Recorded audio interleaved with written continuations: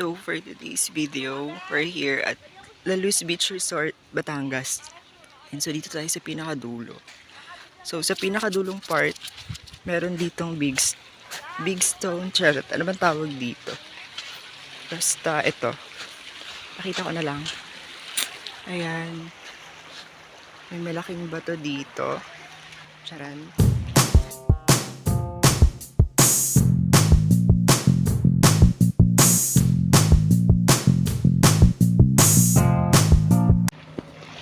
So right now guys, we're going to climb these stones.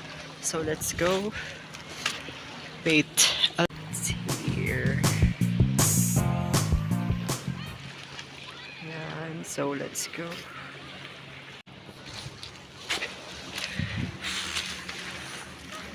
That's the beach and this is the stone. So let's go. Let's go.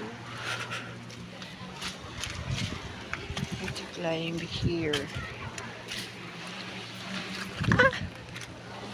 Wait.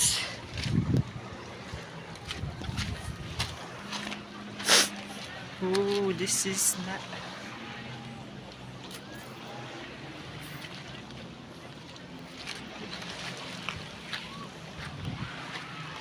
Let's go to the top of the world. Wow.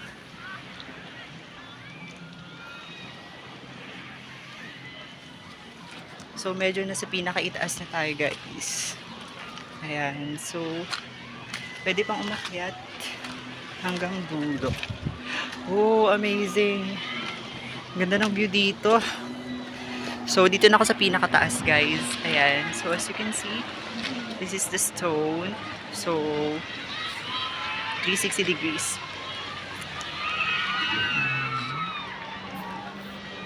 So ito yung beach, main beach.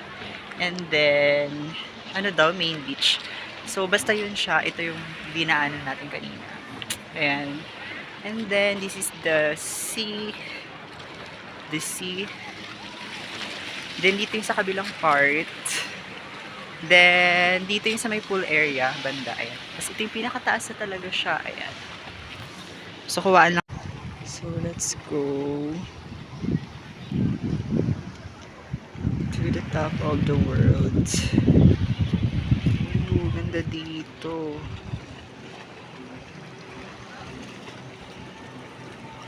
Then sa tabi niyan, ayun na yung pinaka-beach. Ayan, so that's the beach. So we're going to the beach now.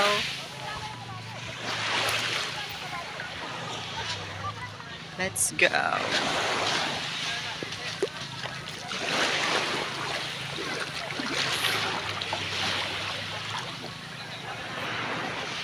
Beach.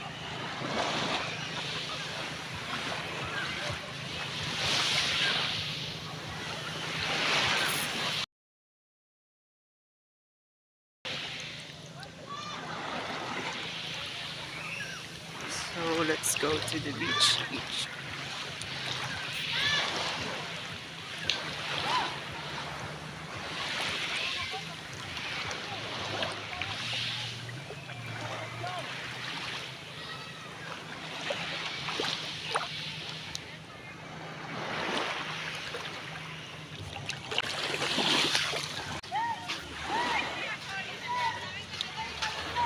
And then, punta natin yung iba pang mga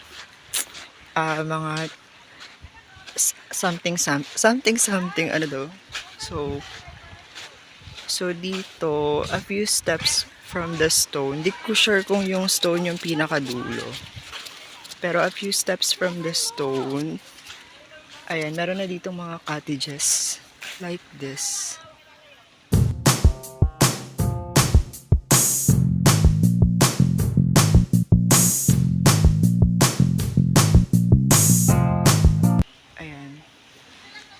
Then, few steps ulit.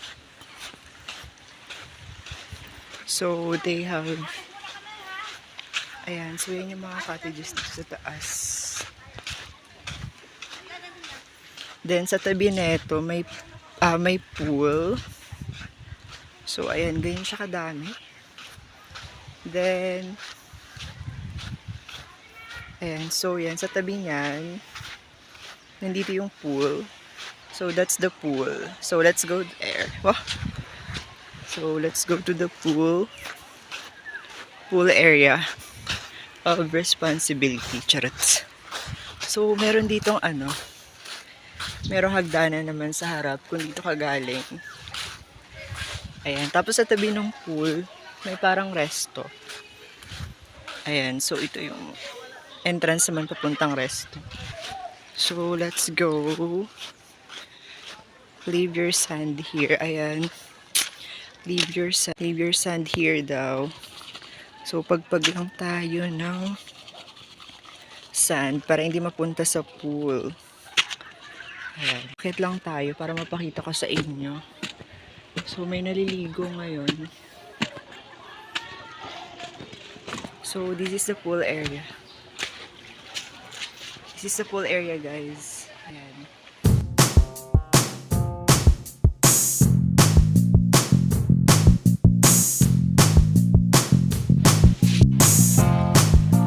Ayan, that's the pool area.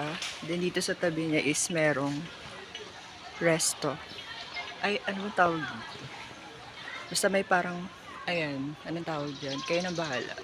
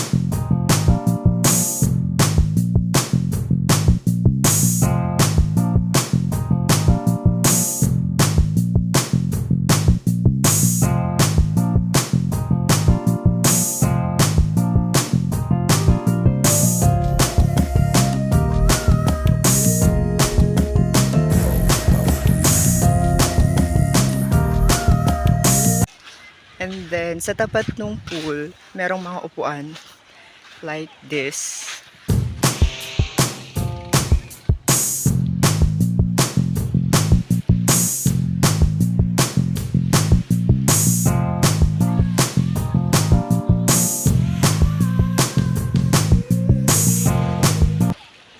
Ayan.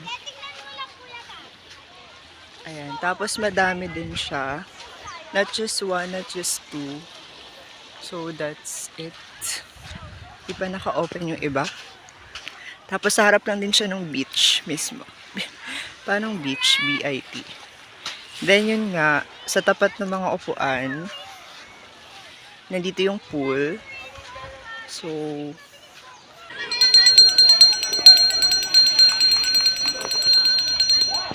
they also have outdoor activities here. Like, volleyball. Tama ba? So, ayan. So, pwede mag-volleyball dito. Charan.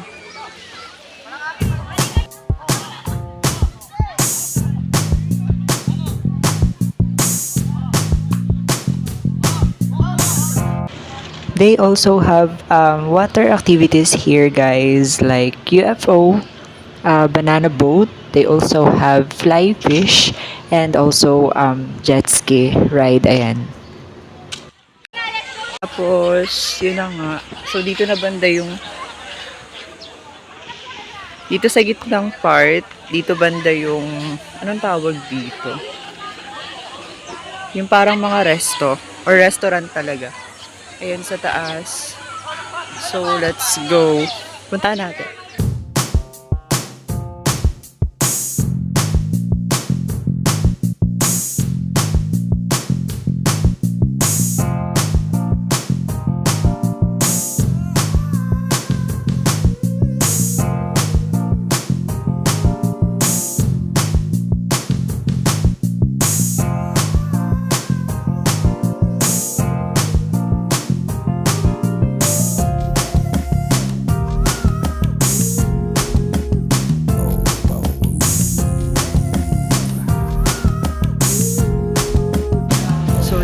restaurant. Charan. And we're going up there. Sige po, kuya.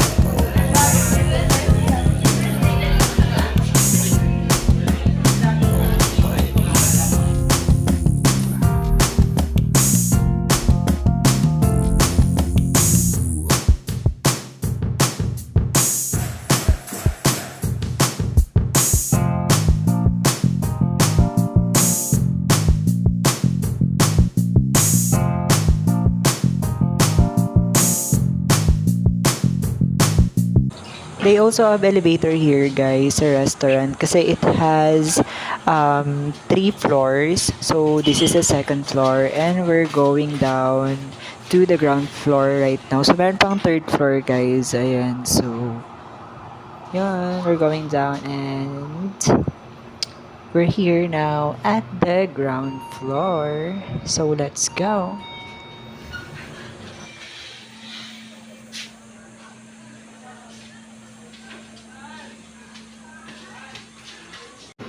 They also have night activities here, guys, like bonfire, also night party, and also you can do night swimming din, guys. Ayun, so pwedeng mag-night swimming up until 9 p.m. po ata, I guess, or up until 10 p.m. Ayun, so you can do night swimming and it's so fun and it's so relaxing at the same time. Ayan, wow.